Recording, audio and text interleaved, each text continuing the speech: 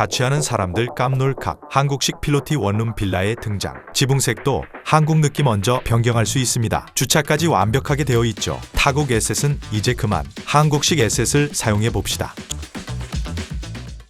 최근 만든 사무단지 근처에 빌라촌을 만들어 놨는데요. 거기서 거기인 건물 너무 지겨워졌습니다. 그래서 블렌더를 켜봅니다. 이게 어째서 무료인지 모르겠지만 입문하기 정말 좋은 3D 프로그램이죠. 먼저 정육면체를 만들어줍니다. 쪼개줍니다. 테두리를 만들어 안쪽으론 창문을 만들어줄 생각. 블렌더를 시티즈 때문에 처음 해보는데요. 단축키도 정말 많고 복잡합니다. 쉽게 생각했었는데 반성하게 됐죠. 한국 건물 나오면 좋겠는데 라며 중얼중얼대기만 하는 것도 사치라고 생각한 요즘. 답답하면 내가 뛴다는 심정으로 블렌더를 공부하고 있습니다. 요즘은 그래서 게임보다 블렌더를 더 많이 하죠. 창문 쪽은 안쪽으로 살짝 더 넣어줍니다. 샤시는 바깥쪽으로 두께감을 주고요. 위 지붕을 없애줍시다. 내부를 만들 건 아니니 뚜껑을 날려주죠. 그리고 복제합시다. 3층 정도 쌓아줍니다. 제가 제일 힘들어하는 부분 등장. UV 언랩 과정입니다. 뭐 어떻게 설명해야 할지 모르겠습니다. 할에서 그냥 저도 하고 있습니다. 간단히 말하면 텍스처는 이미지인데 이미지의 3D 도형에 모든 면을 펴서 넣을 순 없으니 겹칠 수 있는 것은 겹치고 보여줄 것은 자세하게 보여주는 과정이랄까요? 아무튼 필수적이랍니다. 필로티 건물을 만들 거라면 차가 잘 들어갈 수 있어야겠죠? 타이트해 보이네요. 좀 더 여유롭게 만들어 줍시다. 공동 현관을 만들어줄 시간. 섬세한 칼질도 하고요. 현관 인터폰을 넣을 공간도 마련합니다.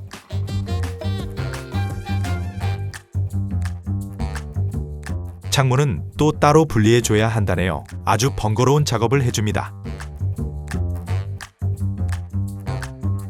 25개의 흑백 타일 위에 무작위로 배치합니다. 그리고 텍스처 입히는 시간. 텍스처를 만드는 게 먼저죠. 여러 가지 텍스처를 만들어 놓습니다. 그리고 전개도에 넣어줍니다. 인게임에서 컬러를 변경하기 위해선 이 과정에서 모든 텍스처 채도를 없애주는 게 좋더군요.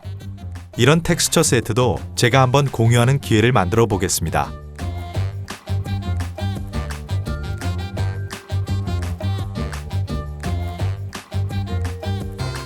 공동현관 인터폰도 넣어줍니다. 이쯤 되면 다 된 것 같습니다. 불러옵니다. 이곳은 에디터 3개. 기존에 있는 소품을 붙여줍니다.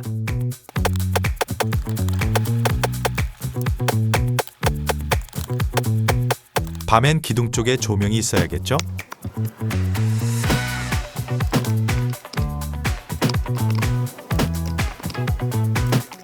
천장 조명도 잊지 맙시다.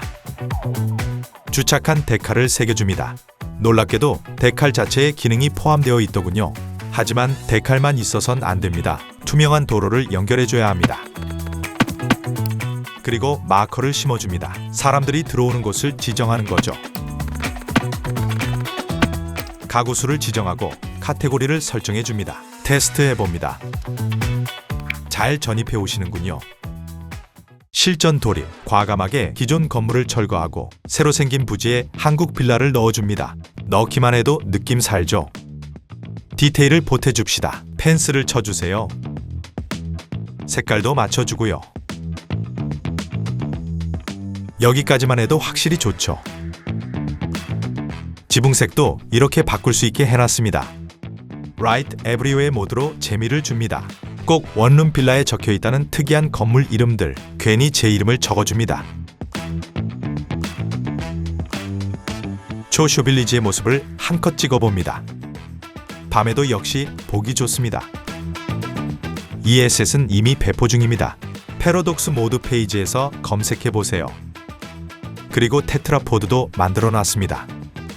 활용하기 좋게 5가지로 만들었으니 많은 관심과 좋아요, 구독 부탁드립니다.